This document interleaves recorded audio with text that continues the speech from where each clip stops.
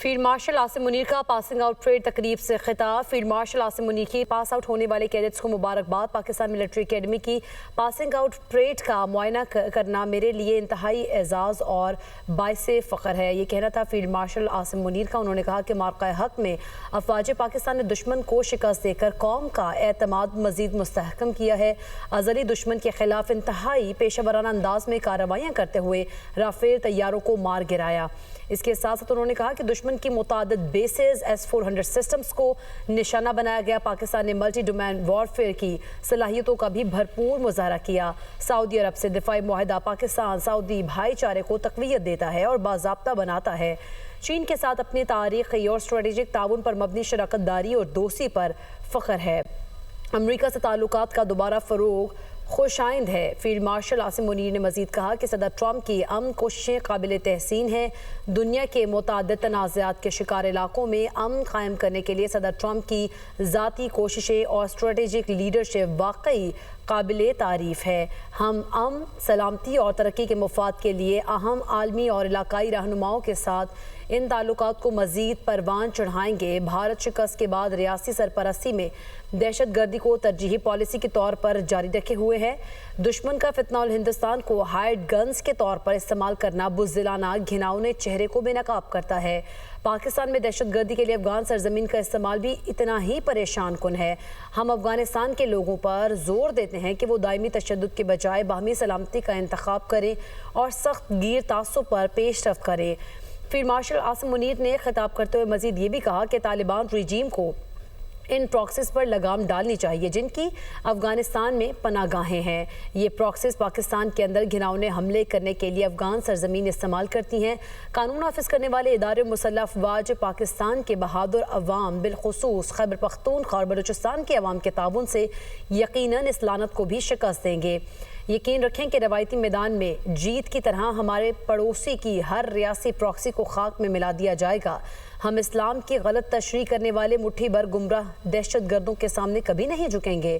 غیر قانونی طور پر مقبوضہ جموں کشمیر میں بھارت کی ریاستی سرپرستی میں جاری دہشت گردی، جبر اور مظالم کا بھی خاتمہ ہونا چاہیے۔ کشمیری عوام کب تک ظلم و جبر کا شکار رہیں گے اور حق خود ارادیت سے محروم رہیں گے؟ پاکستان کشمیر پر اپنے اصولی موقف پر ثابت قدم ہے۔ پاکستان اقوام متحدہ کی سلامتی کونسل کی قراردادوں اور کشمیری عوام کے امنگوں کے مطابق اس بین الاقوامی سطح پر تسلیم شدہ تنازع کے حل تک کشمیریوں کے جائز جدوجہد آزادی کی سیاسی، سفارتی اور اخلاقی حمایت جاری رکھے گا۔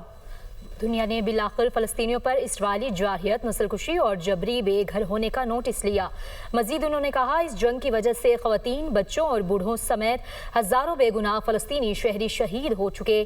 سفارتی میدان میں پاکستان کی مسلسل کوششوں نے غزہ میں امن کے لیے حالیہ اقدام کو آگے بڑھانے میں اہم کردار ادا کیا۔ ہمیں امید ہے کہ اس سے خطے میں پائیدار امن اور استحکام آئے گا۔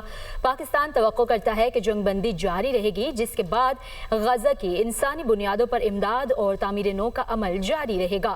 توقع ہے کہ فلسطین کے لوگ اپنے وطن میں امن سے رہیں گے۔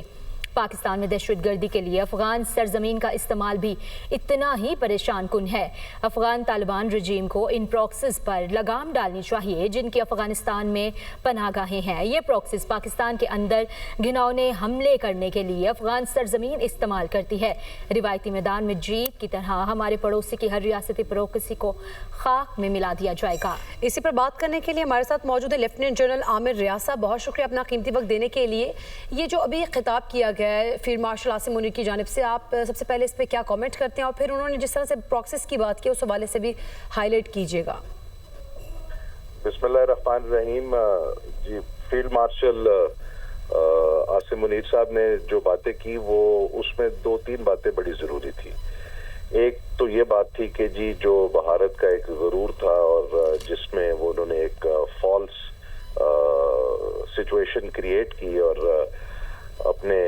اپنے سیاسی مقاصد کے لیے وہ جو ان کی حکومت ہے mister Modi and his gang, انہوں نے اس کو استعمال کرنے کی کوشش کی جس کو دنیا نے بالکل ایکسیپٹ نہیں کیا۔ اس کے بعد انہوں نے اپنی فوجی طاقت کے زوم پہ پاکستان کے اوپر حملہ کرنے کی کوشش کی۔ اس کا جواب جیسے پاکستان کی قوم نے دیا وہ فیلڈ مارشل صاحب نے بڑا کلیئرلی ایکسپلین کر دیا اور الحمدللہ Pakistan finished it on the top اور اس سے انڈیا کا پولیٹیکل، ملٹری اور ڈپلومیٹک اسٹیچر بہت نیچے گیا۔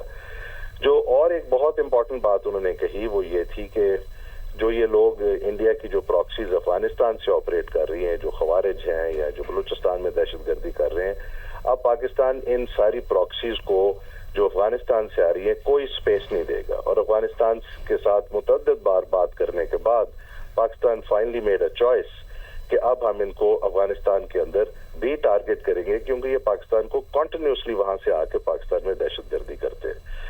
और उन्होंने साथ एक बड़ी इंपॉर्टेंट बात यह की कि पाकिस्तान के अवाम, पाकिस्तान की कौम जब पाकिस्तान फौज के साथ मुकम्मल तौर पर खड़ी है तो इंशाअल्लाह ताला इस सरजमीन को, इस मुकद्दस सरजमीन का एक इंच भी किसी दुश्मन के हवाले नहीं किया जाएगा और दुश्मन को इसका मुंह तोड़ जवाब दिया जाएगा। तो और उन्होंने ये सारी बात इसलिए की, जो हमारे वहाँ पे कैडेट्स पास आउट हो रहे थे, ताकि उनको ये बिल्कुल यकीन हो कि वो एक बहुत अच्छी मिलिट्री फोर्स का हिस्सा बनने जा रहे हैं जो पाकिस्तान कौम के लिए एक बाइसे फख्र इंस्टीट्यूशन है। तो ये था लुबे लुबाब उनकी बातचीत का। अच्छा आमिर रियाज साहब, जिस तरह से फील्ड मार्शल साहब ने ये भी कहा कि भारतीय फौजी क़यादत को खबरदार करता हूँ कि न्यूक्लियर एनवायरनमेंट में दोनों ममालिक में जंग के लिए गुंजाइश नहीं है। आप समझते हैं कि पाकिस्तान की दिफाई पॉलिसी जो है वो अब डिटेरेंस से बढ़कर डिफेंसिव एक्शन की समत में जा रही है? पाकिस्तान की पॉलिसी बिल्कुल क्लियर है और बिल्कुल उन्होंने ठीक बात की फील्ड मार्शल साहब ने कि दो न्यूक्लियर रियासतें जो हैं वो आपस में जंग नहीं लड़ती। ये बेवकूफ़ी है और दुनिया सारी के अंदर इस चीज़ को माना जाता है कि दो nuclear powers they do not fight with each other. लेकिन और ये डिटरेंस बेस्ड स्ट्रेटजी है पाकिस्तान की, जंग की गुंजाइश नहीं है। लेकिन अगर इंडिया ने दोबारा इस तरह की कोशिश की तो पाकिस्तान सिर्फ डिफेंसिव लड़ाई नहीं लड़ेगा, पाकिस्तान ऑफेंसिव लड़ाई लड़ेगा और इस डिटरेंस को दोबारा से बहुत जल्दी रीस्टैब्लिश करेगा।